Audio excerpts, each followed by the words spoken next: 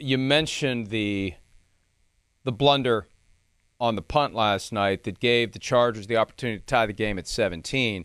That was a great job by Jasir Taylor, who did the same thing last year on a Monday night in overtime, where you, as the gunner on the punt coverage, block and shove the guy who's trying to block you into the returner, causing a muff.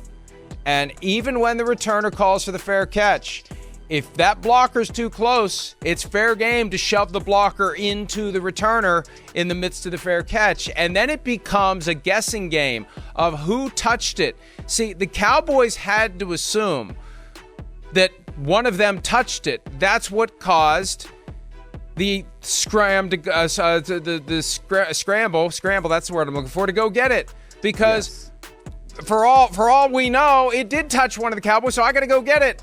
And unfortunately, just by a hair, if the Chargers player touches it first, it's down there, Cowboys ball, even if a Cowboys player touches it. But because the Cowboys player touched it, and it was a great challenge by the Chargers, because the Cowboys player touched it first, it's Chargers ball, and they tie the game up. But that's all because Jasir Taylor threw his guy into the returner, did the same thing against the Broncos last year to help the Chargers win the game in overtime.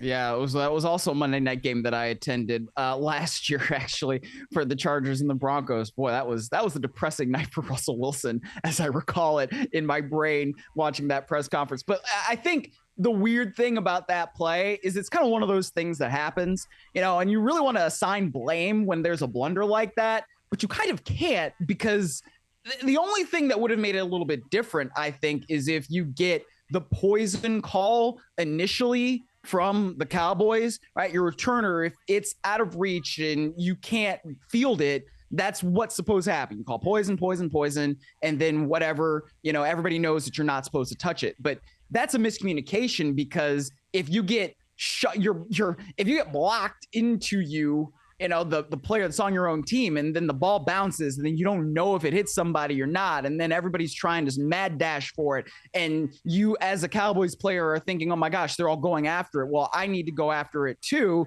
It's hard to fault a guy for trying to save your team from a turnover, and it just so happens that he doesn't, because he does not touch the ball first. It's one of those things that happens, and it's unfortunate that the Chargers also scored off of that, but the Cowboys were still able to win, so it wasn't a total death knell. But yeah, I mean, it's an unfortunate play, but it's a good play by the Chargers special teams for sure, because it allowed them to tie the game at that point. There's something about it that seems like you shouldn't be allowed to do it, because once you call the fair catch, that's it. But your blockers have to have the presence of mind to stay the hell away from where the returner might be. And that punt return play, like of all the things in the NFL that feel controllable and finely tuned, and you can practice it, that whole punt return operation, nobody knows where the ball's going to be. The punt returner's got to try to catch it while keeping an eye on everything that's happening around him. The blockers have to have spatial awareness of what's happening around them. And it's all occurring very, very quickly. And as we saw last night, it's an opportunity for the Chargers to get the ball, tie the game, and then not ultimately win it, but at least that was something that they can hang their hat on and say, well, at least that went well last night, even though it doesn't show up in the win column. Hi, it's Mike Florio. Thanks for watching PFT on YouTube. Hit subscribe for the latest news and analysis from Pro Football Talk.